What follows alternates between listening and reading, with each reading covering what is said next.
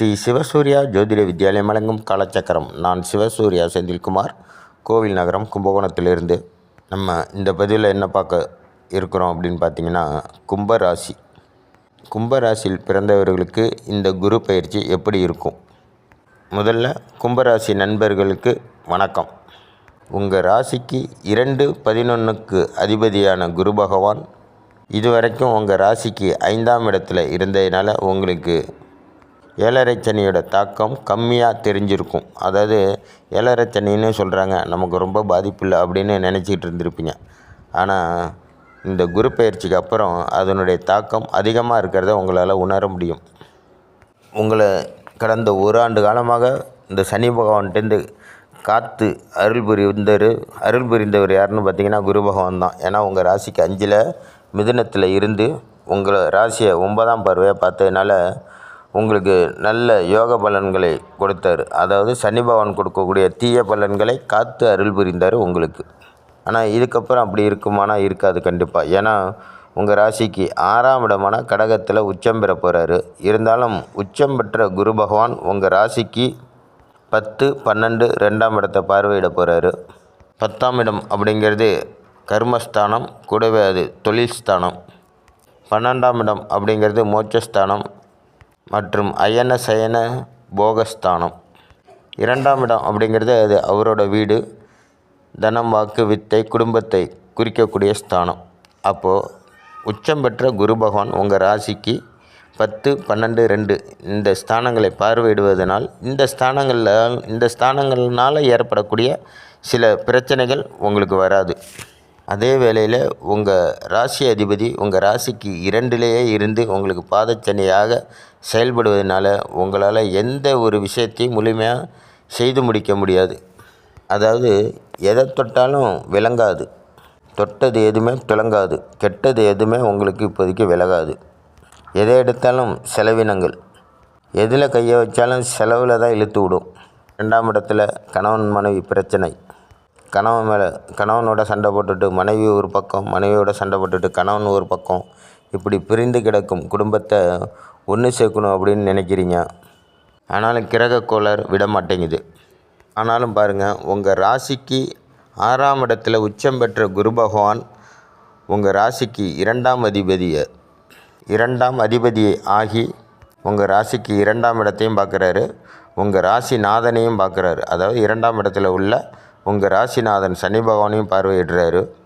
ஆகையினால உங்களுக்கு அதிகமான விரய செலவுகள் ஏற்பட்டாலும் அதை சுப செலவாக மாற்றி கொடுத்துருவார்.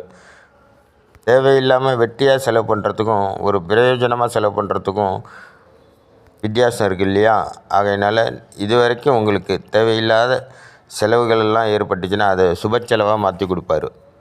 ஏன்னா குரு பகவானால் அவருடைய பார்வையினால் இதை தான் செய்ய முடியும்.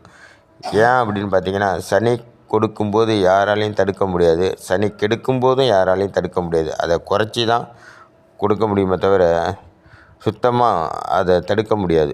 அதனால் இந்த 7.5 சனி காலகட்டத்தில் உங்களுக்கு அது சனி பகவான் கொடுப்பது மட்டுப்படுமே தவிர கட்டுப்படாது. நீங்கள் எந்த கர்மாவை அனுபவிக்கணுமோ அதை அனுபவிக்க தான் வேணும். ஆனால் அது கொஞ்சம் கம்மியாக இருக்கும். அதே போல் 2ஆம் இடத்தில் சனி பகவான் இருப்பது அவ்வளவு நல்லதில்லை. உங்கள் ராசிக்கு 6ஆம் இடத்துல குரு பகவான் இருப்பதும் உச்சத்தில் இருப்பதும் நல்லதில்லை. அதனால் அவருடைய பார்வை பலத்தால் மட்டுமே உங்கள் ராசியை வலுப்படுத்த முடியும். எப்படி வலுப்படுத்த முடியும் அப்படின்னா, 10ஆம் இடம் அப்படிங்கிறது பதவி இல்லையா? அந்த பதவியை தக்க வைத்து கொள்ள அவருடைய பார்வை அங்கே பதியுது. உங்களுக்கான பதவி பறிபோகாது. நீங்கள் வகிக்கும் பதவி மூலமாக நல்ல வருமானம் இருக்கும். வருமானம் இருக்கும்போது கண்டிப்பாக அது எவ்வளோ செலவானாலும் சமாளிச்சிக்க முடியும். வருமானம் இல்லாமல் உங்களுக்கு செலவினங்கள் ஏற்பட்டால் தான் பிரச்சனை. ஆகையினால் குரு பகவான் பார்வையினால் உங்களுடைய 10ஆம் இடம் புனிதத்தன்மை அடைந்து வருமானம் நிறைவாக இருக்கும். உத்தியோகத்தில் இருந்தீங்க அப்படின்னா நல்ல உத்தியோகத்தில் மேன்மை அடைவீர்கள். மேன்மைனா போஸ்டிங், உயர் அதிகாரிகள் மூலமா உயர் போஸ்டிங் கிடைக்கும். உயர் போஸ்டிங் கிடைக்கும்போது அதுக்கு தகுந்த சம்பள உயர்வு கிடைக்கும். சொந்த தொழில் செஞ்சிங்கன்னா அதில் நல்ல லாபகரமான காலகட்டமாக இருக்கும் இதெல்லாம்.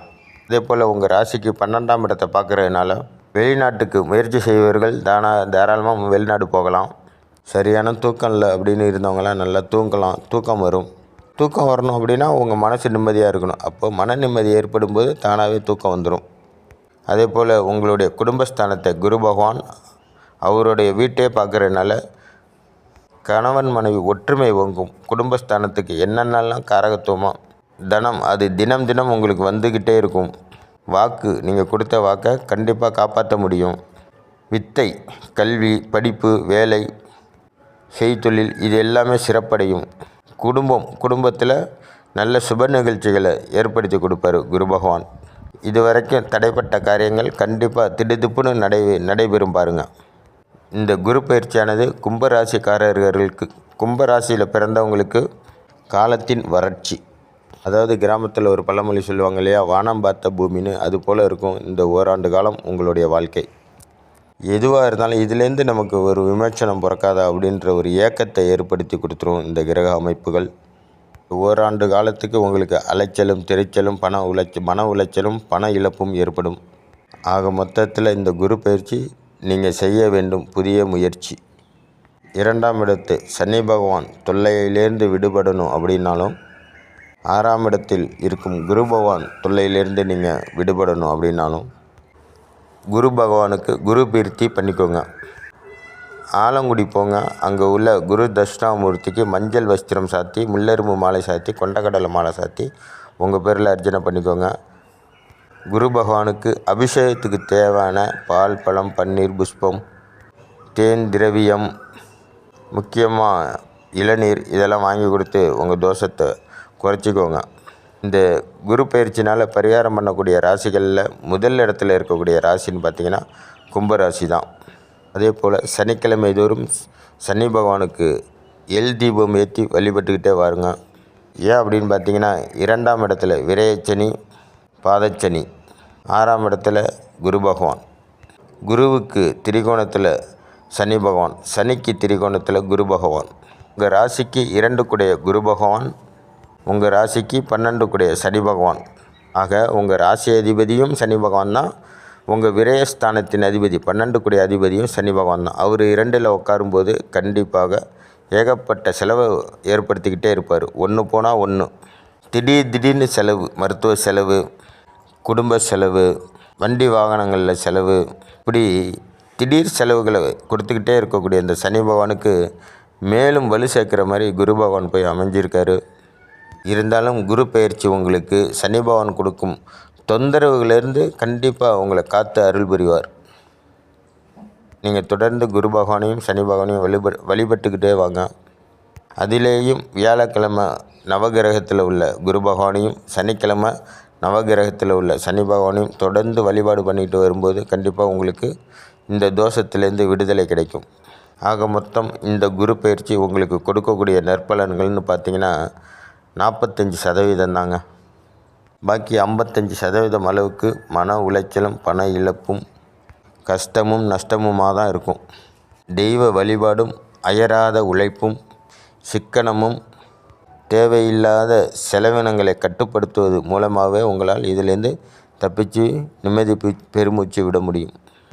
முக்கியமாக நீங்கள் எந்த விதத்துலேயும் ஜாமீன் கையெழுத்து போடாதீங்க. மற்றவங்களுக்கு உதவி செய்கிறேங்கிற பேரில் கடன் வாங்கி கொடுக்காதீங்க. அதெல்லாம் மாட்டிப்பீங்க பின்னாடி. நீங்கள் இடமோ பொன் பொருள் மனையை விற்கிற மாதிரி இருந்துச்சு அப்படின்னா உடனடியாக பணத்தை வாங்கிட்டு கையெழுத்து போடுங்க.